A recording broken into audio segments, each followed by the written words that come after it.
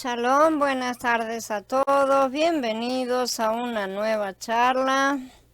Hoy vamos a hablar de la mujer samaritana. Llegamos ahora a la historia de la mujer samaritana que Yahshua encontró en el pozo de Sicar. Esta es la historia final que respalda la primera señal de Yahshua en las bodas de Caná. Esta vez, en lugar de convertir el agua en vino, Yahshua les enseña a la mujer y a sus amigos sobre el pozo de agua viva.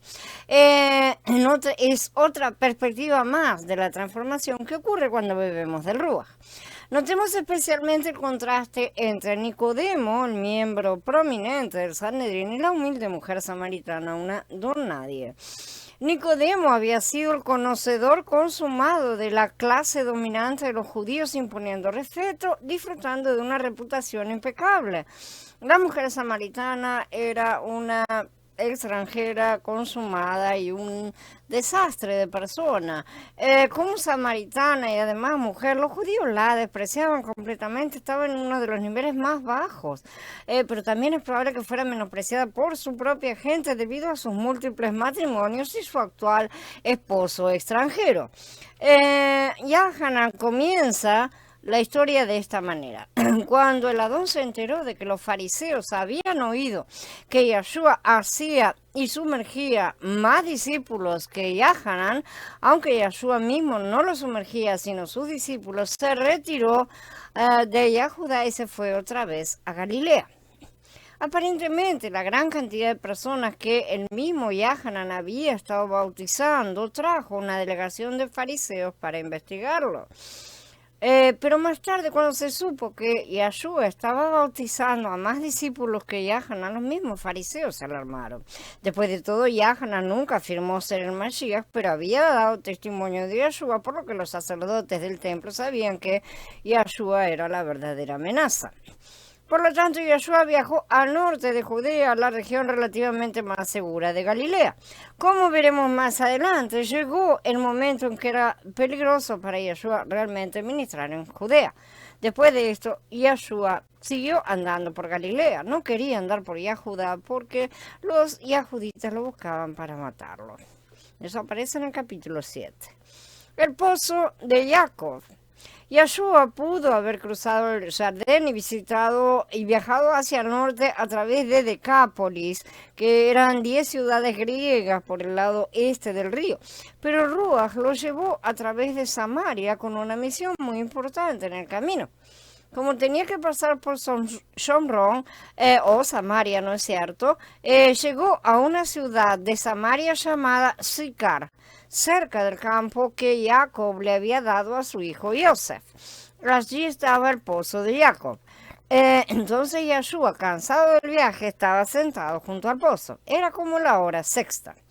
Sicar o Shechem, ¿sí?, era la antigua ciudad de Shechem que nos aparece en las escrituras. Estaba ubicada en la ladera del monte Ebal, a unas pocas millas al sureste de la ciudad de Samaria, la antigua capital de Israel, que había sido destruida por los asirios en el 721, antes de la era común.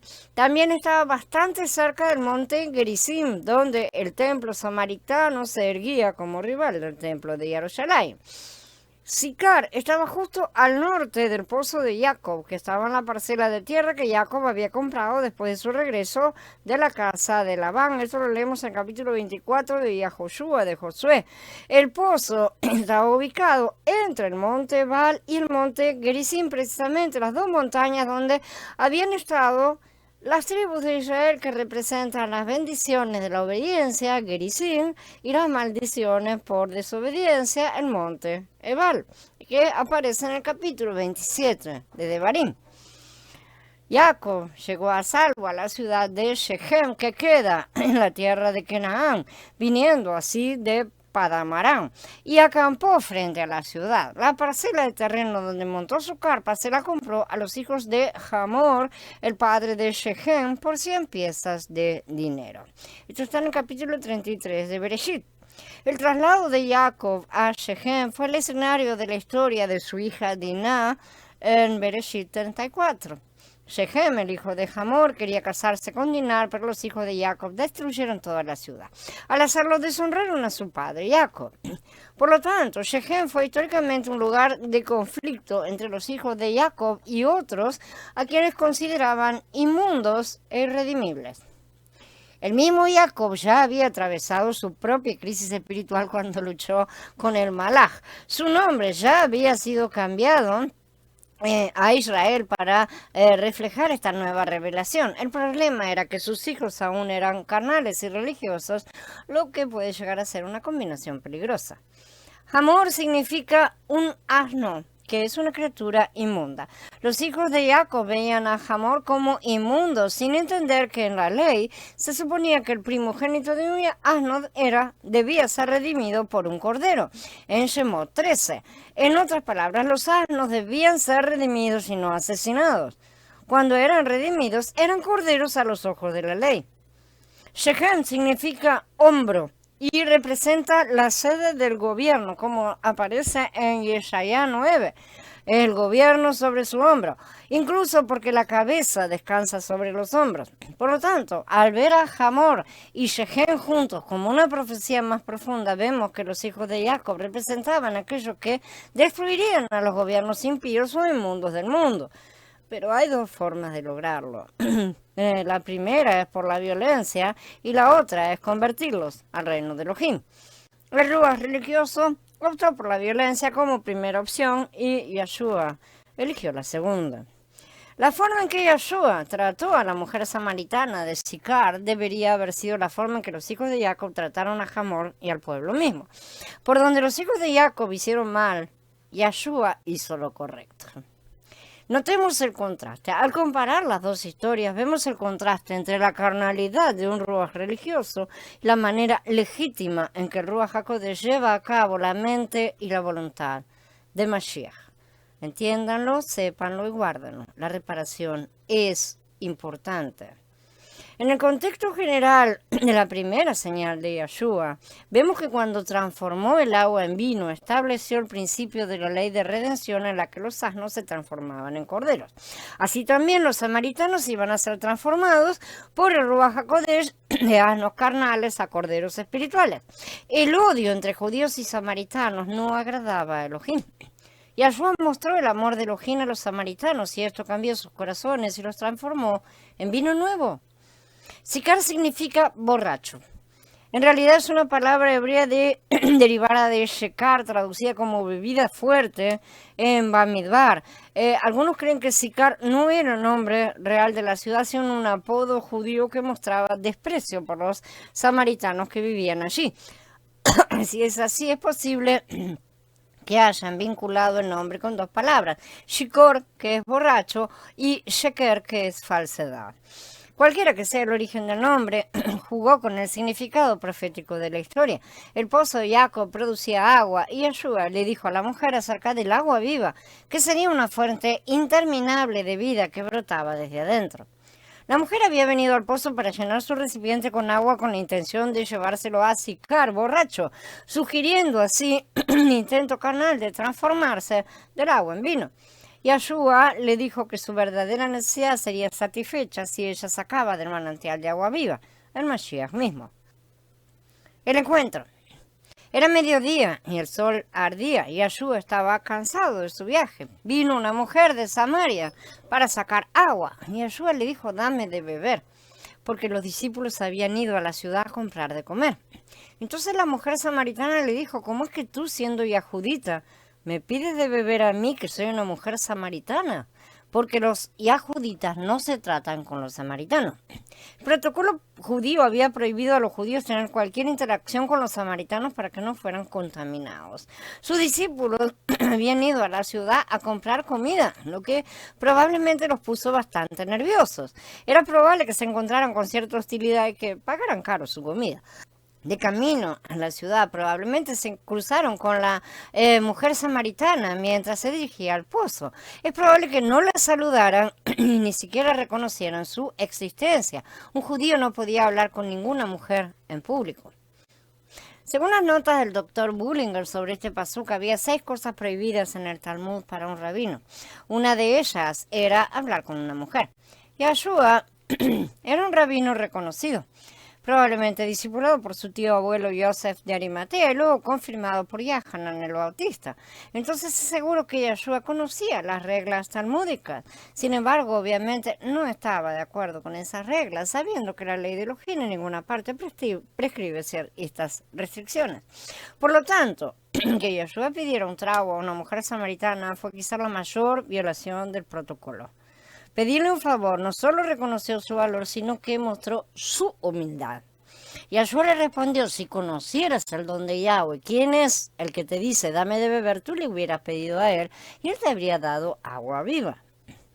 El término hebreo mayim hayim, traducido casi siempre, excepto aquí como agua corriente, significa literalmente agua viva.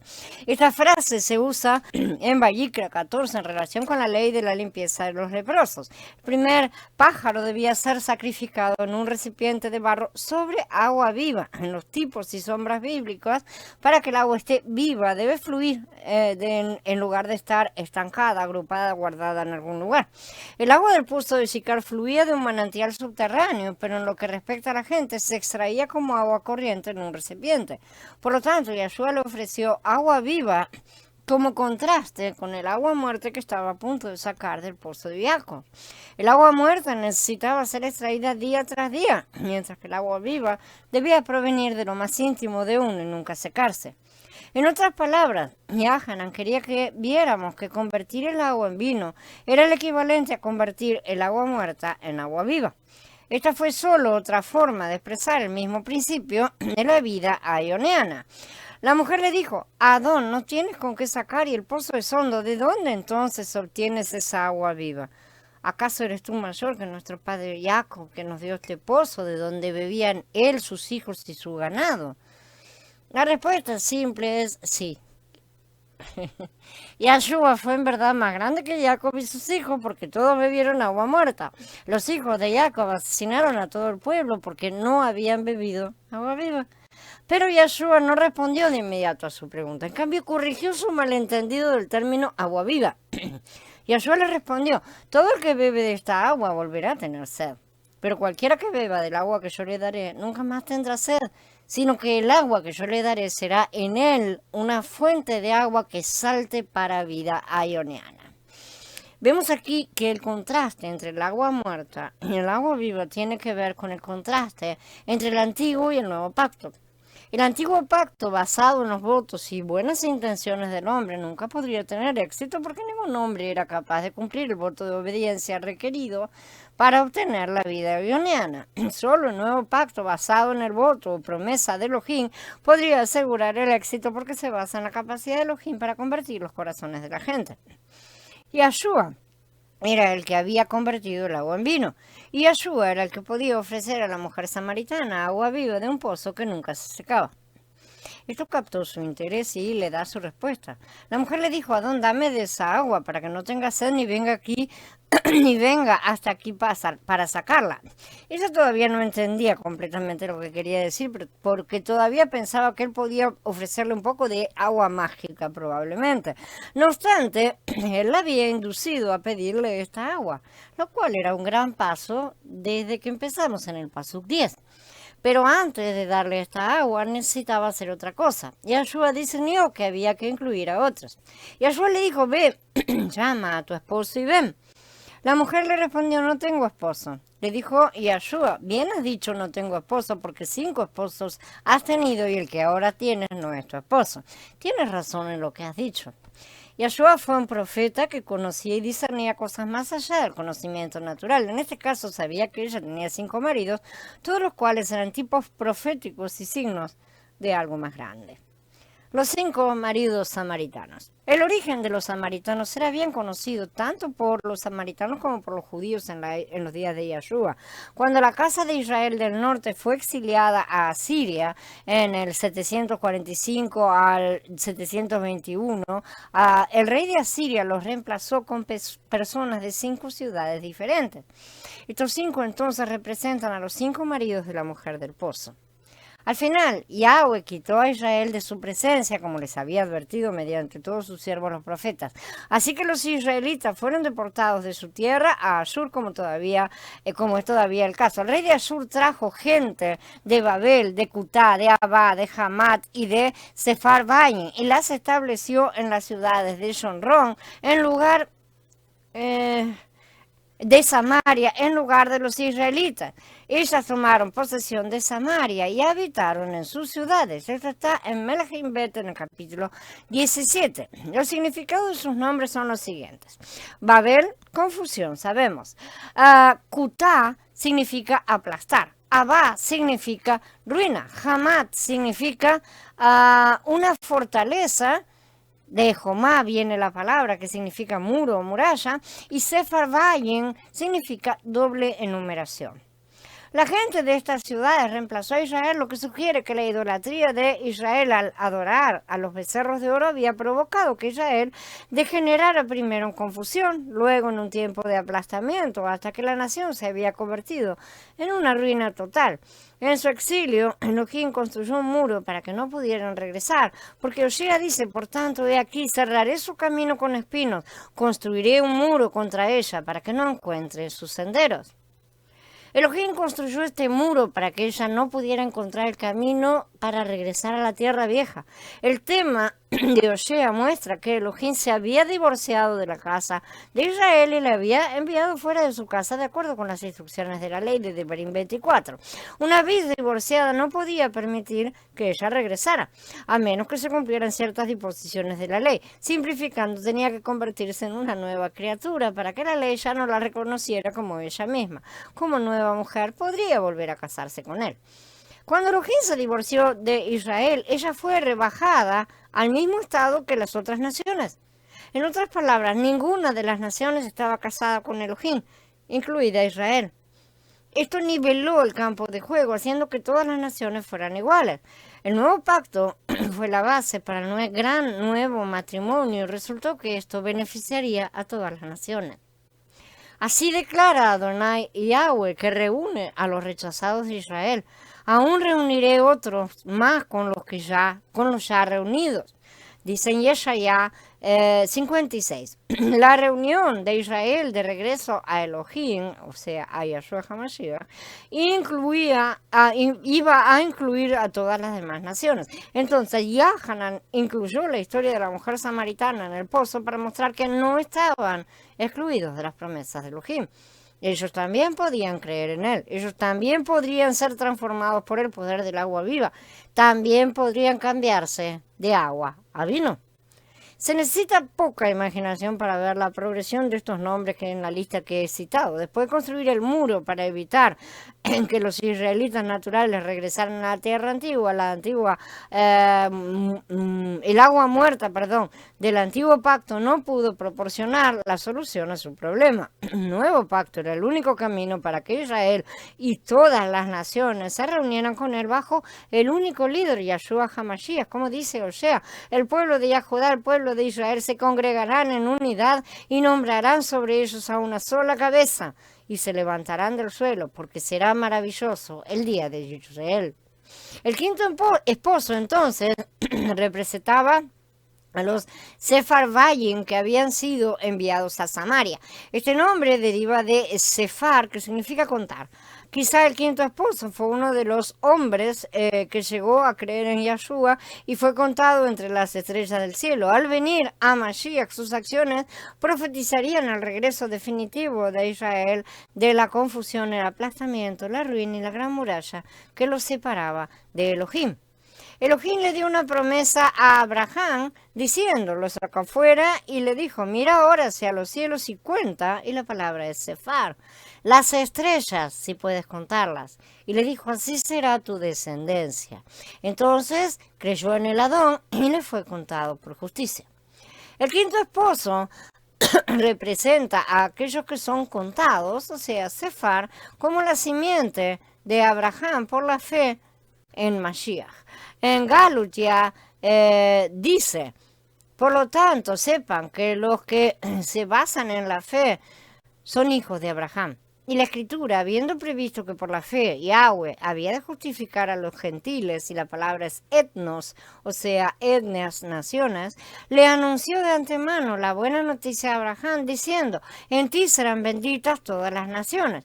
Desde luego, los que se basan en la fe son benditos junto con Abraham, el hombre de fe, y ya que son de Mashiach, ciertamente son descendencia de Abraham, herederos, conforme a la promesa. Por lo tanto, los samaritanos que originalmente imaginaron la degeneración de Israel en su estado de ruina absoluta, también se convirtieron en una imagen profética de esperanza no solo para Israel, sino también para ellos mismos.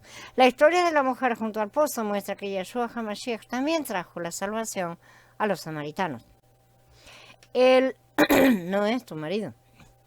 La mujer samaritana vivía actualmente con un sexto hombre que no era su esposo. ¿Qué papel jugó él en la profecía? Parece que este hombre no identificado fue profético de los judíos con quienes vivía el pueblo de Samaria. Los mismos samaritanos habían reemplazado a los israelitas en la tierra vieja. Cuando los judíos regresaron de Babel, no se casaron con los samaritanos. Por lo tanto, las dos naciones vivían juntas, pero no había unidad entre ellas. En cambio, los judíos rechazaron la forma de adoración samaritana y cada uno adoró en una montaña diferente, en Jerusalén y en Gerizim. La mujer le dijo, Adón, veo que tú eres profeta. Nuestros padres adoraron en este monte, sin embargo, ustedes dicen que en Jerusalén está el lugar donde se debe adorar. Esta fue la clásica disputa del día entre judíos y samaritanos. Cada uno tenía una montaña sagrada donde adoraban en un templo. Cada uno tenía su propia denominación. Una vez que descubrió que Yeshua era un profeta, quiso saber cuál era la verdadera montaña. Notemos que ella contrastó esta montaña con Jerusalén. El templo del monte Gerizim había sido destruido por Juan Hircano un siglo antes, en la época de los macabeos. Las ruinas del templo se podían ver desde el pozo de Sicar y tal vez la mujer hasta hizo un gesto en dirección al mencionar cómo sus padres adoraban en aquella montaña. Por tanto, el contraste no era entre dos templos como tales, sino entre una ciudad y una montaña. Yeshua le dijo, créeme, mujer, que viene un tiempo cuando ni en este monte ni en Jerusalén adorarán ustedes al Padre. Bajo el antiguo pacto se requería que los hombres adoraran en templos hechos de madera y piedra, ubicados en lugares santos específicos donde Elohim había puesto su nombre. Pero bajo el nuevo pacto, del cual Yeshua era el mediador, la gloria y la presencia de Elohim residiría en templos hechos de piedras vivas. Entonces Shaul nos dice, ¿no saben ustedes que son templos de Elohim y que el espíritu de Elohim mora en ustedes? Yahanan también dice en Gitgalut, su nombre estará en sus frentes. Por lo tanto, este nuevo templo viviente es el único lugar legal donde ahora podemos adorar a Elohim. Es peculiar entonces que tantos cristianos ahora crean que las palabras de Yeshua pronto serán invertidas, que los hombres construirán otro templo en Jerusalén donde los hombres adorarán nuevamente a Elohim como los días pasados. El cambio que Yeshua reveló fue solo temporal. Si ese fuera el caso, entonces Icabod tendría que ser pronunciado por tercera vez, esta vez sobre la congregación misma. La primera vez que se pronunció Icabod en Shiloh, en el libro de Shemuel Aleph, y la segunda vez se pronunció Icabod en Jerusalén, en Jeremías 7. Poco después la gloria de Elohim dejó esa ciudad. Desde allí la presencia de Elohim entró en la congregación el día de Shavuot, y Elohim comenzó a construir un nuevo templo con Yeshua HaMashiach como fundamento. Por lo tanto, su nombre está ahora en nuestras frentes. La extraña nueva creencia cristiana es que Elohim declarará Icabod sobre la congregación y se trasladará una vez más a un templo carnal en Jerusalén. Estos son los que apoyan el movimiento sionista y hacen unas mezclas espantosas. Tales puntos de vista del antiguo pacto malinterpretan la profecía, rechazan las propias palabras de Yeshua, la mujer en Samaria. Yeshua se explica además por sí mismo, Yahanan, ustedes adoran a lo que no conocen, nosotros adoramos lo que conocemos, porque la salvación procede de los yahuditas. En otras palabras, los samaritanos realmente no conocían al Elohim que adoraban. La razón dada es que la salvación viene de los judíos.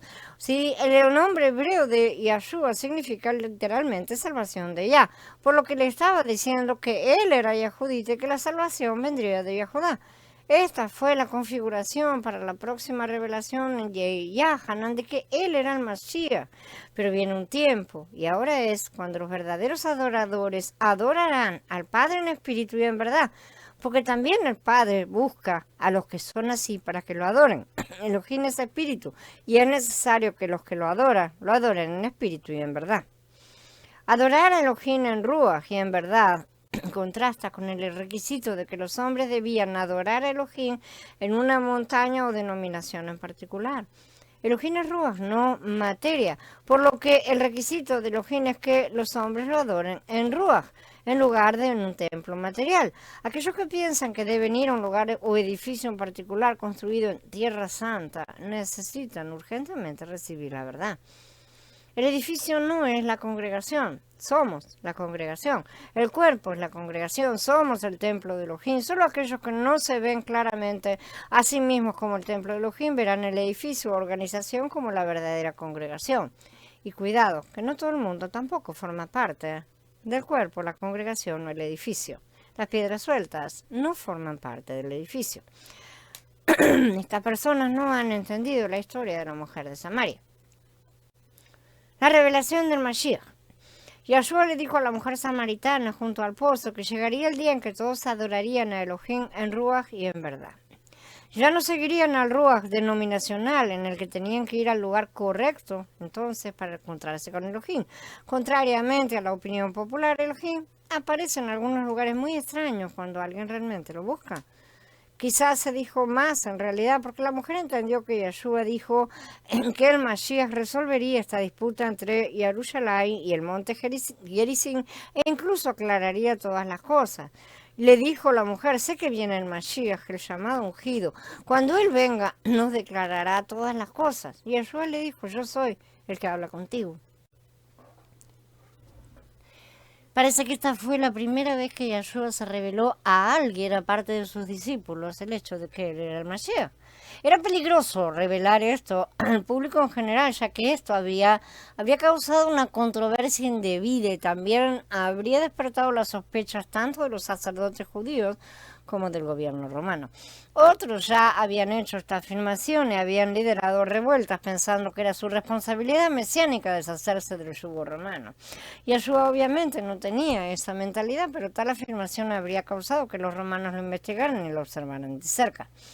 Su identidad mesiánica, sin embargo, debió haber sido una gran revelación para la mujer, ya que corrió de regreso a su aldea para contarles a los demás el emocionante mensaje de que el Mashiach había venido a visitarlos. Pero los discípulos que regresaban de la misión para comprar comida, la habían visto incluso de lejos hablando con Yahshua junto al pozo. En ese momento llegaron sus discípulos y se asombraban de que hablara con una mujer. Sin embargo, ninguno le dijo, ¿qué buscas? O ¿qué hablas con ella?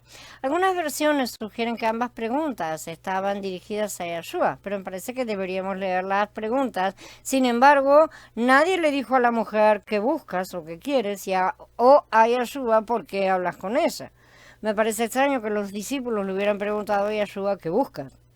No tiene mucho sentido. Esta pregunta más lógicamente se habría dirigido a la mujer samaritana. El primer evangelista samaritano fue esta mujer entonces. Entonces la mujer dejó su cántaro, se fue a la ciudad y le dijo a los hombres, vengan a ver a un hombre que me ha dicho todo lo que he hecho. ¿Será posible que este sea el Mashiach? Entonces salieron de la ciudad y fueron hacia él. Dejó su cántaro en el pozo porque no quería cargar con un cántaro lleno todo el camino a casa. Tenía la intención de regresar como Yahshua le había dicho. Recordemos que el pasuk 16 donde Yahshua le había dicho que fuera a buscar a su esposa, al final resultó que trajo mucho más con ella para escuchar lo que Yahshua tenía que decir. Obviamente todos tenían expectativas mesiánicas. Comida verdadera. Mientras tanto, los discípulos le rogaban diciendo, Rabí, come. Pero les dijo, yo tengo una comida para comer que ustedes no saben. Entonces sus discípulos se decían uno al otro, ¿le habrá traído a alguien algo de comer?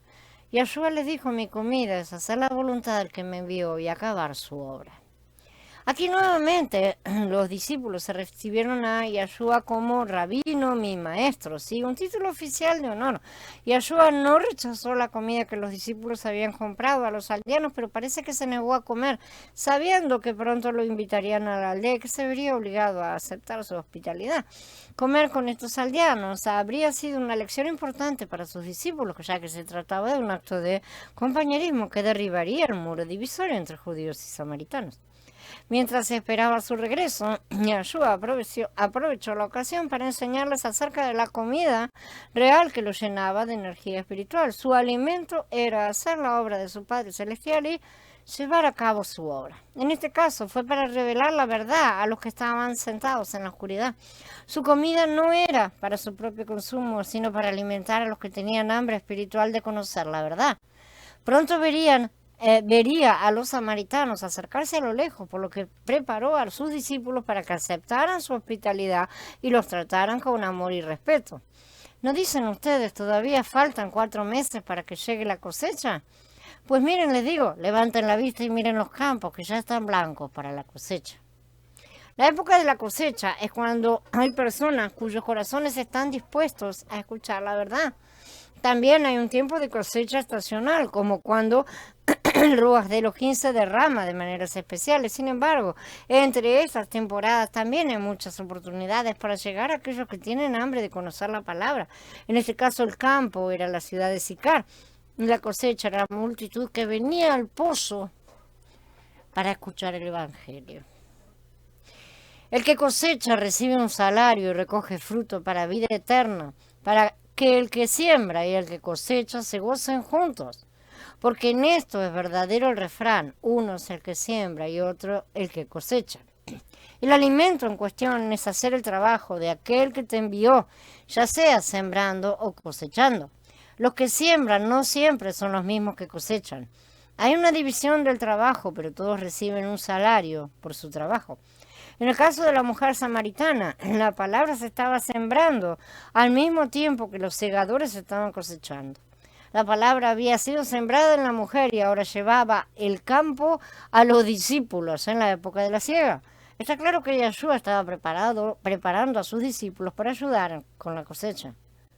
Yo los he enviado a cosechar lo que ustedes no han cultivado. Ustedes, otros han cultivado y ustedes han recogido sus frutos. Entrar en el trabajo de otros significa que construimos sobre lo que otros han hecho en el pasado. Sin su trabajo previo no sería posible hacer nuestro propio trabajo. Esta enseñanza nos llega dentro del contexto de las diferencias denominacionales entre Jerusalén y Gerizim. Sin duda, las enseñanzas del templo del monte Gerizim eran defectuosas en muchos aspectos. Sin embargo, ya habían sembrado semillas de expectativas mesiánicas que cuando el Mashiach se revelara, ahora podrían ser cosechadas por los discípulos. Hoy debemos reconocer la misma lección para que podamos entrar en los trabajos de aquellos que han sembrado semillas de verdad en otras denominaciones. Como las enseñanzas de Gerizim, las denominaciones modernas pueden poseer la verdad por defectuosa que sea, pero no obstante, tienen suficiente verdad para que entremos en su trabajo y recibamos el mismo salario. Compañerismo con los samaritanos. Muchos de los samaritanos de aquella ciudad creyeron en él por la palabra de la mujer que daba testimonio diciendo, me dijo todo lo que he hecho. Debemos recordar en el Pasuk 9 que los judíos no se tratan con los samaritanos. La mayoría de los judíos que viajaban entre Galilea y Jerusalén no pasarían por Samaria debido a la hostilidad entre ellos. Yeshua fue llevado a pasar por Samaria para compartir la palabra con ellos. A diferencia de la mayoría de los hombres anteriores que decían ser Mesías, Yeshua no consideraba enemigos a los samaritanos. Entonces, cuando los samaritanos vinieron a él, le rogaron que se quedara con ellos. Se quedó allí 2 días. Y muchos más creyeron en su palabra. Ellos les decían a las mujeres, ya no creemos por la palabra tuya, porque nosotros mismos hemos oído y sabemos que verdaderamente este es el Salvador del mundo. El espíritu del denominacionalismo tiende a considerar a los forasteros como enemigos o competidores.